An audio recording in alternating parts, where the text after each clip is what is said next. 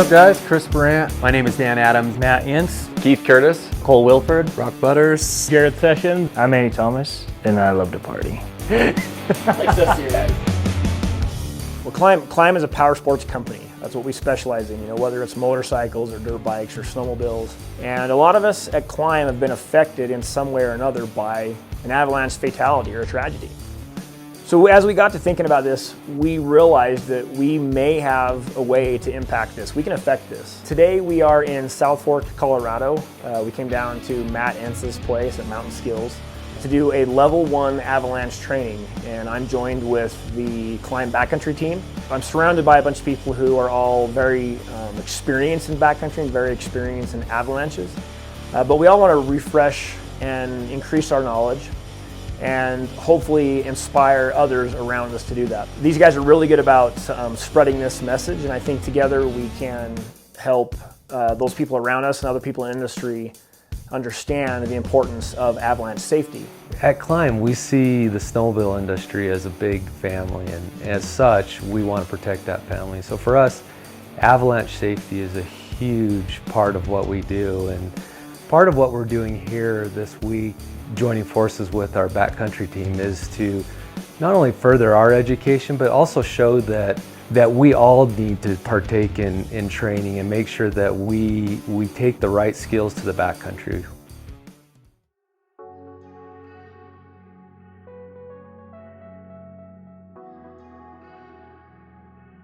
So it's a real honor for us to be able to host the KLIM Backcountry Team, my fellow teammates here at Mountain Skills with our motorized level 1 avalanche course. Our level 1 is a 3-day course. The first day starts in a classroom with some terminology, some introduction, definitions of types of avalanches, resources that are available to us.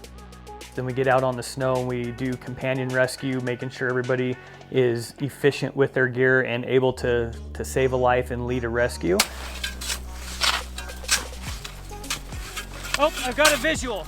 Now that I have my visual, what do we do? Somebody read out on the, I want to have the group read out. Let's go through step by step.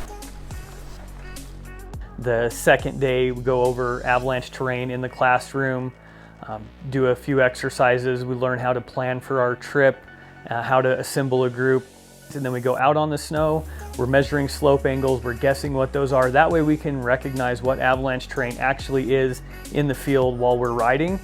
Then we associate the forecast to the conditions that we find in the field, and we teach our students how to test the snow with their snowmobiles, with their hands, some really quick and easy stuff that you can do throughout the day very, very efficiently, and it's effective stuff where we can learn what's going on with the snow. And we'll do a full snow profile where we see what the makeup of a snowpack is with some formal tests where we see what kind of weaknesses there are in the snowpack and what kind of reaction that we get and how to relate that to our everyday activity on the snow.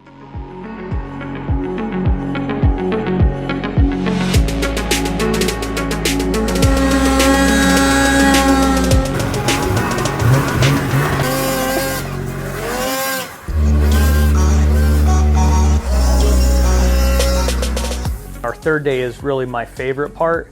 It starts with a mapping exercise where we split into groups and we give each group a specific zone on the mountain, and then we go ride those zones. Each group is in charge of the overall group through their zone. They have to navigate terrain, they have to communicate with everybody, they have specific areas that they have to get to and avoid, and they get the chance to lead the way while applying all the knowledge that we provided with them over the first 2 days, and get to really lead the group through avalanche terrain.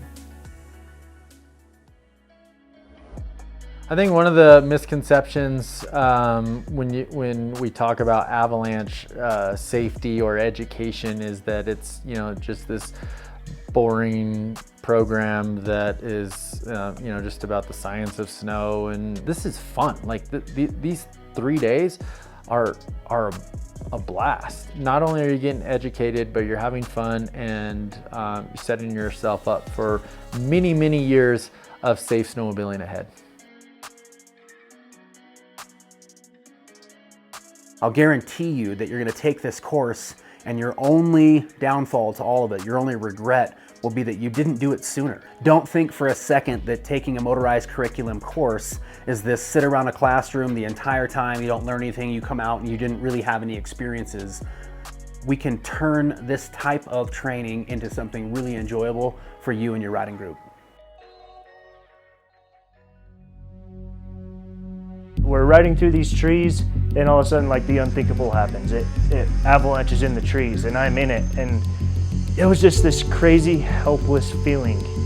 And all of a sudden, I started picking up momentum, and the snow started going with me, and it was a matter of 2 or 3 seconds. I was going faster than I wanted to, and snow was behind me. Screaming like crazy that, hey, there's an avalanche and he can't hear me. That avalanche came down, and I seen him side hilling, and this big wave of snow just came down. The whole mountain broke. We had, 2 to 3 foot crown, 100 yards wide, 100 yards long. It was a big avalanche. And I can think of a handful of people that their story, it did end up with a loss. And then after that, that's what sort of, moved them and kind of lit the fire into them to go get this type of training. Being safe is just as important as being a good rider. Taking avalanche awareness classes, it really teaches you the importance of knowing your equipment. We can all have Avi bags, radios, beacons, the essentials that you need to be safe as a backcountry rider. But if you don't practice and use the time to learn how to use those tools, then they can be useless to you. To look back at what we were using for gear just even 10 years ago, like the stuff that we have right now really helps for if and when that poor decision is made and something bad happens. I really applaud KLIM for taking the initiative to help this industry be better. I absolutely love snowmobiling. It is something that I am extremely passionate about, have been for a really long time. At the end of the day, my responsibility is my family, being there for them, providing for them, being there to help them out. So my #1 goal every single day is to come home safe to my family at night so I can spend time with them, and then I can go back out on the snow again the next day.